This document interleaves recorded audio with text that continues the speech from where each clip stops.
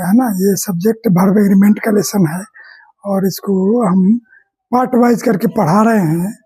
Part 1, part 2, part 3 ऐसे करके हमने इसको पढ़ाया है और ये पार्ट आपका 4 है और आखिरी है।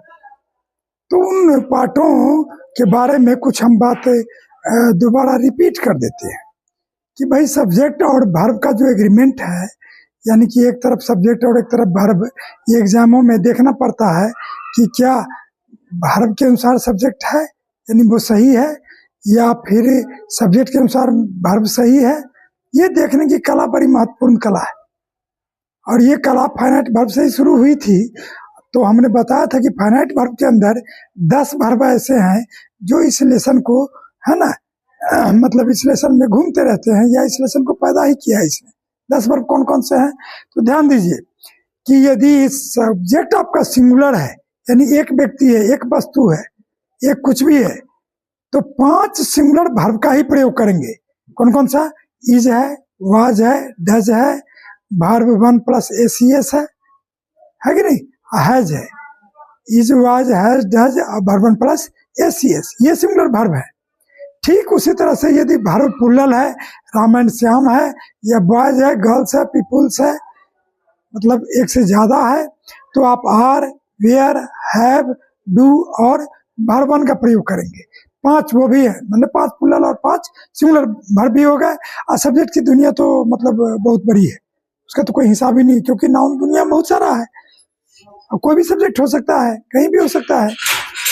तो उस परिस्थिति में आपको समझने की यहाँ शेष जरूरत यह है कि इसका अपवाद भी हमने लिखाया था कहीं न कहीं, और अपवाद भी आप पढ़ चुके हैं।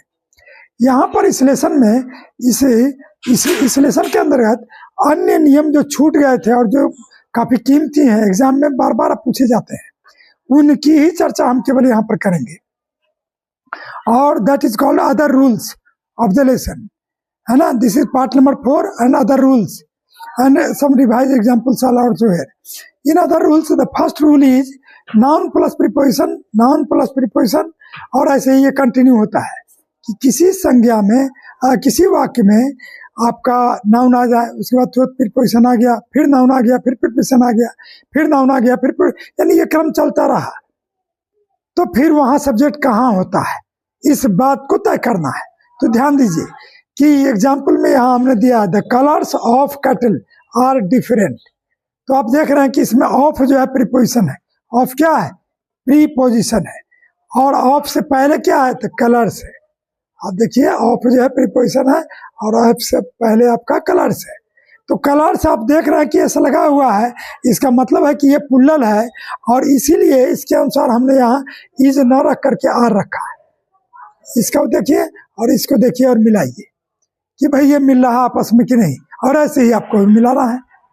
ठीक नीचे वाले लाइन में देखिए कि प्रीपोजिशन अंडर है, उसके बाद और भी प्रीपोजिशन ऑन है, ऑफ है, यानी इसमें 3 प्रीपोजिशन आए हैं। 3 प्रीपोजिशन का मतलब है कि इसमें कई नाउन भी है। तो जब एक से ज्यादा प्रीपोजिशन किसी वाक्य में हो और नाउन भी हो, तो पहले प्रीपोजिशन से पहले जो नाउन आया है, यानी ये कैट है, यहाँ देखिए, यहाँ कैट एक ही है, कैट से नहीं है, कैट एक ही है ना। पहला प्रीपोजिशन अंडर है, दूसरा ऑन है, तीसरा ऑफ है, तो बाद वाले प्रीपोजिशन से कोई मतलब नहीं है।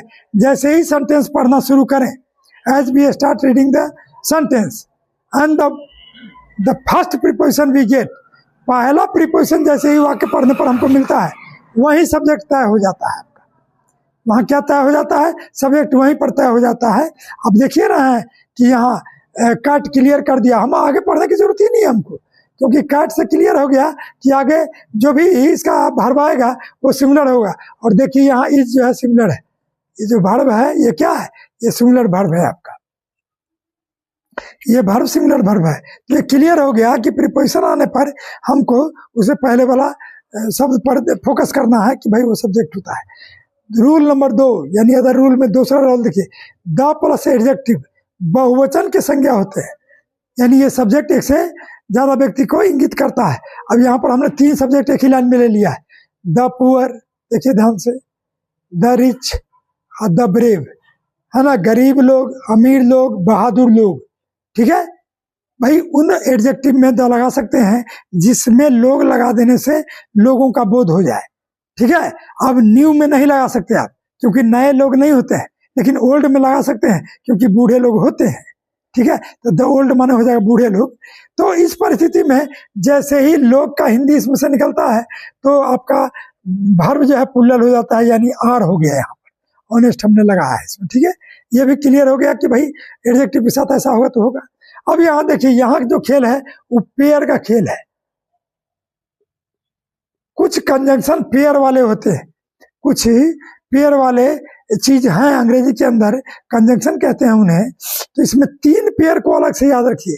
कौन कौन सा पेयर है? तो नंबर 1 पर है आइदर और, दूसरे पर है नाइदर नॉर, और तीसरे पर है नॉट ओनली बट ऑल्सो। तीसरे पर क्या है? Not only but also. इसमें आपको लर्न करना होगा, याद करना होगा कि और के बाद, नॉर के बाद और बट ऑल्सो या बट के बाद आने वाला शब्द ही सब्जेक्ट बनेगा। दूसरे के अनुसार आप लीजिएगा तो गलत हो जाएगा। जैसे neither she, neither she nor you, तो नॉर यू को अंडरलाइन कीजिए क्योंकि नॉर के बाद हमको यू के अनुसार वर्ब लेना है, और आपने लिया वेयर को, और वेयर सही है। यदि वाज लेते आप सी के अनुसार तो वो गलत हो जाता, क्योंकि आप सी देख करके तय करेंगे तो गलत होगा ही। इसलिए कि तीनों पेयर में वैसी बात है नहीं, बाद वाले पेयर का जो चीज है उसके बाद आता है सब्जेक्ट, ठीक। It's all clear. Now see there rule number 4, other rule 4। इसमें ये सबसे कीमती है, मोस्ट है ना, VVI रूल। ये VVI रूल है, ये सारे रूलों में सबसे VVI रूल है, क्योंकि ऑफ बहुत जगह दिखता है, लेकिन जो ऑफ इसके साथ दिख रहा है वो बहुत कीमती है। कैसे? सो देखिए, some of, all of, plenty of, percent of, half of, a great deal of, majority of, lots of, या ए लॉट ऑफ। 2-4 ऐसे और भी हैं, ठीक है। तो कम से कम इतना समझिए अभी कि भाई ये ऑफ कीमती क्यों है, क्योंकि इन ऑफ के बाद सब्जेक्ट आता है। जैसे सम ऑफ बॉयज और सम ऑफ वाटर, देख लीजिए। अब एक में बॉयज आया तो पुल्लल आया, बॉयज आया तो पुल्लल आया, और सम ऑफ वाटर में वाटर आया तो सिंगुलर आया, क्योंकि मटेरियल नाउन और वो एब्स्ट्रैक्ट नाउन, भाववाचक संज्ञा, चाहे खाने पीने वाली चीजें, ये सारी सिमिलर होती हैं।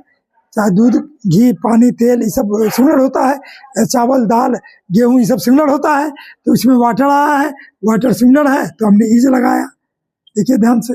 और यहाँ बॉयज पुल्लल है तो हमने आर लगाया, ठीक है। एकदम क्लियर है, this is very clear.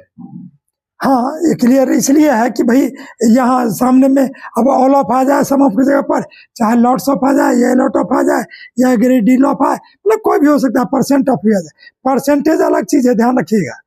Percent अलग है, परसेंट ऑफ के साथ, परसेंट के साथ ऑफ लगा हुआ है यहाँ पर, लेकिन परसेंटेज चीज अलग है, उसकी चर्चा यहाँ नहीं करेंगे। अच्छा, यहाँ देखिए अदर रूल 5। इसमें क्या है कि सब्जेक्ट के साथ निम्न के आने पर, ये निम्न क्या है?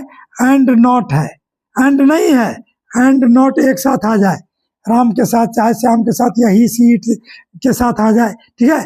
विथ आ जाए, टुगेदर विथ आ जाए, एलोंग विथ आ जाए, बट आ जाए, एज आ जाए, लाइक आ जाए, एक्सेप्ट आ जाए, है ना, अनलाइक आ जाए, उधर और क्या है, नो लेस देन आ जाए।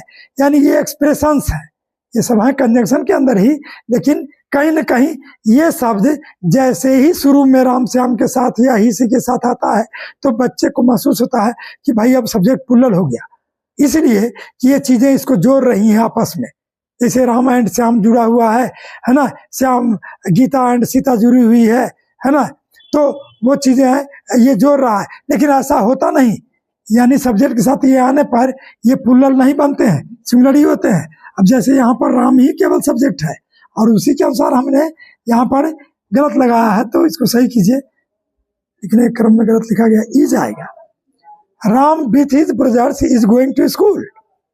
हाँ, अब यहाँ पर विथ की जगह पर एंड लगा दीजिए आप, केवल एंड नॉट नहीं, and Ram and his brothers, तो आर आ जाएगा। हाँ, एंड लगने पर पुल्लर बनेगा, एंड ही एक ऐसा शब्द है कि पुल्लर बना सकता है, बाकी और कोई शब्द नहीं है इस कनेक्टर में, यानी जोड़ने वाले शब्दों में। जोड़ते ये भी हैं, लेकिन उस परिस्थिति में जोड़ने पर सब्जेक्ट सिंगुलर ही रह जाता है, एक ही रह जाता है, ठीक है। यहाँ तक ये क्लियर है, और आगे भी हम क्लियर कर रहे हैं आपको, ठीक है। तो यहाँ तक आपका यह है। बहुत सारे सब्जेक्ट हो सकते हैं, और ध्यान रखिएगा सब्जेक्ट में, है ना, प्लूरल तो इसमें आएगा नहीं, प्लूरल इसमें आएगा शुरू में, तो ऑलरेडी प्लूरल हो जाएगा, पूरा ही वाक्य प्लूरल हो जाएगा, है ना। सिंगुलर इसमें आता है, जोड़ने की कोशिश होती है। हाँ, इसमें एक चीज है, एक बात है, अपवाद है। अपवाद क्या है कि एंड वाले में ध्यान दीजिएगा कि ब्रेड एंड बटर, ये सिंगुलर है एंड लगने पर भी, क्योंकि आप एक साथ खाते हैं, ब्रेड एंड बटर। बात समझ रहे हैं ना। ऐसा कई चीज है, चूड़ा दही है, भात दाल है, इस सब में एंड लगेगा, तो चूंकि एक साथ उपयोग में लेते हैं, तो एक साथ उपयोग में आने वाली चीजें, है ना। इज ए ब्रेकफास्ट,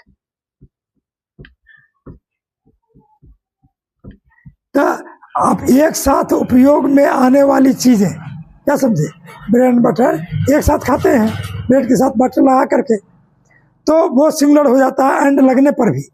लेकिन यदि कोई चीज एक साथ उपयोग में नहीं है, उसका दोनों चीजों का उपयोग अलग अलग है, और तब एंड लगेगा, तो प्लूरल होगा, ठीक है। और इनको तो हमने समझा दिया आपको कि इनके लगने पर भी वाक्य सिंगुलर ही होता है। और आप ऐसे भी देख सकते हैं इसको, Ram with his brothers is going to school, ठीक है।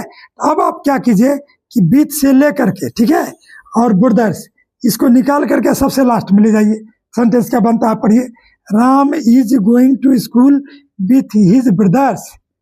देख रहे हैं ना, सेंटेंस करेक्ट है, तो वो पता चल जाता है। एंड वाले को आप हटा नहीं सकते, लेकिन इसको आप हटा सकते हैं यहाँ से, ठीक। अभी तक जो हमने समझाया वो आपका 5 नियम था, या 6 नियम जो भी था। उसके बाद अदर रूल में 6, 7, 8 दो 4 नियम और भी हैं, उसको भी क्लियर कर लीजिए। और ये सारे ही रूल्स इम्पोर्टेंट इसलिए हैं कि एग्जाम में आने ही आने हैं, और आते हैं, बच्चे इसे डे टू डे फेस करते हैं, और उसको क्लियर कर लीजिए कि ये अदर रूल नंबर 6 और 7 होगा, ठीक है। हु व्हिच दैट से पहले सब्जेक्ट होता है। यदि किसी सेंटेंस में, क्लियर कर लीजिए, यदि किसी सेंटेंस में आपका हु, व्हिच या दैट ये बीच में आ जाए, दरअसल ये है रिलेटिव प्रोनाउन, और ये वाक्यों को जोड़ते हैं, यानी कई वाक्यों को एक साथ जोड़ने की क्षमता है इनमें। अब ये जब जोड़ते हैं तो ये सेंटेंस के बीच में आते हैं। तो आप देखिए कि यहाँ हु आया है, यहाँ भी दैट आया है, और यहाँ पर व्हिच आया है। तो हमने बताया इसमें नियम में कि इन चीजों को बीच में आने पर, ठीक इनसे पहले जो आता है वो सब्जेक्ट होता है, वो बाद में आने वाले वर्ब का, है ना, सिंगुलर या प्लूरल होना तय करता है। अब यहाँ आप देखें कि मैन है तो सिंगुलर है, और मैन है तो सिंगुलर है, तो यहाँ वाज आया है। यदि यहाँ जरूरत होती किसी सिंगुलर प्लूरल की तो वो सिंगुलर होता। उसके बाद देखिए कि द पेन्स, ये दैट से पहले आया है, ये प्लूरल है, ये प्लूरल है, तो सेल आया यानी वर्बन आया है, ये भी प्लूरल है। वर्बन आपका प्लूरल होता है, वर्बन एसीएस सिंगुलर होता है, ये हमेशा याद रखें, ठीक है। ये भी क्लियर है आपका कि भाई पेन्स के लिए सेल आता है, उसके पास जो कलमे हैं वो बाजार में बिकती हैं, ये उसका हिंदी है। यू वियर द कैप, आप टोपी पहनते हो, व्हिच इज व्हाइट, जो सफेद है। अब यहाँ चूंकि कैप एक ही है, देखिए ध्यान से कि कैप एक ही है, तो यहाँ पर इसका प्रयोग हुआ है। तो ये क्लियर हो गया ये रूल कि भाई हु इज दैट का प्रयोग कैसे करते हैं। अब यहाँ ये कि ये 4-5 शब्द हैं जो बार बार एग्जाम में रहते हैं, चाहे आप जानते हैं इनको, गवर्नमेंट, पुलिस, पब्लिक भी है, पब्लिक नहीं लिखा हुआ है, ये लिख लीजिए, पब्लिक भी है, पुलिस के अलावा पब्लिक थोड़ी नहीं होगी, पब्लिक भी ऐसा ही शब्द है।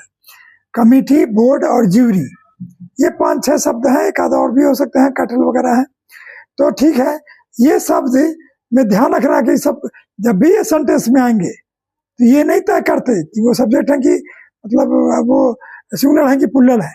उनके सेंटेंस में अपना का अनुवाद आता है, हिज, हर या इट्स। यदि इन 3 में से आए तो वर्ब उसका सिंगुलर होगा।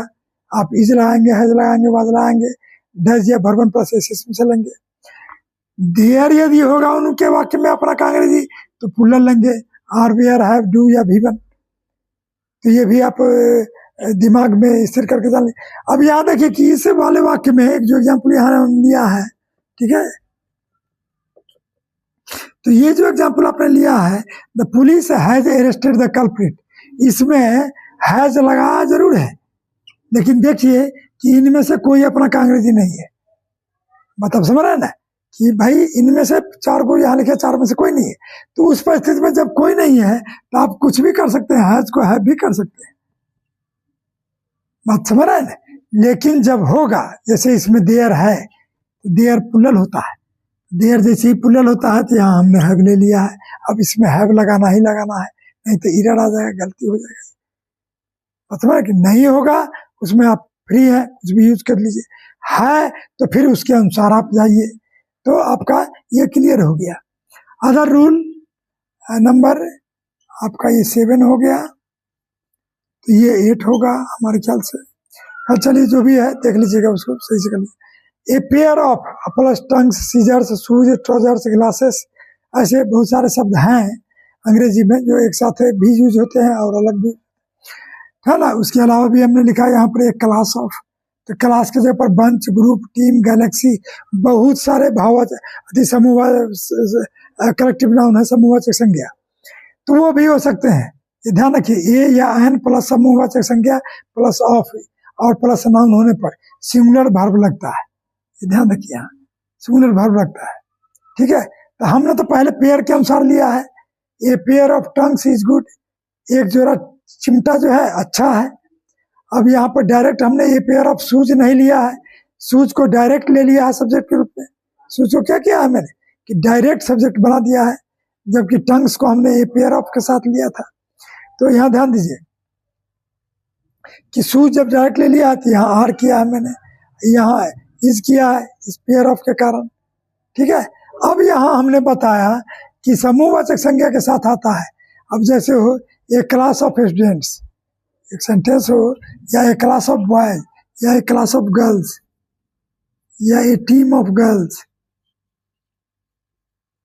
Team of girls has reached here, यहाँ पहुंच चुका है। अब यहाँ देखें कि ये टीम जो है, ये टीम ऑफ, ये आपका कलेक्टिव नाउन से बना हुआ चीज है। तो टीम जैसा शब्द अंग्रेजी में बहुत है, a crowd of, a mass of, ठीक है।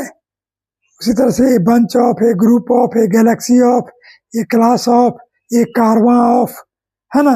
ये सब कलेक्टिव नाउन है, समूहवाचक संज्ञा है, इनमें ए और ऑफ लगता है।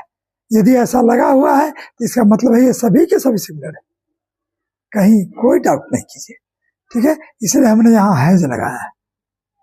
तो इस तरह से आपका जो भी एक्स्ट्रा मतलब थोड़ा बहुत बचा हुआ था इस लेसन में, वो समाप्त हो गया है। इससे अधिक थोड़ा बहुत है हो सकता है, लेकिन यहाँ तक आप फुल तैयारी कीजिए, क्विक प्रैक्टिस दिया जाएगा बाद में।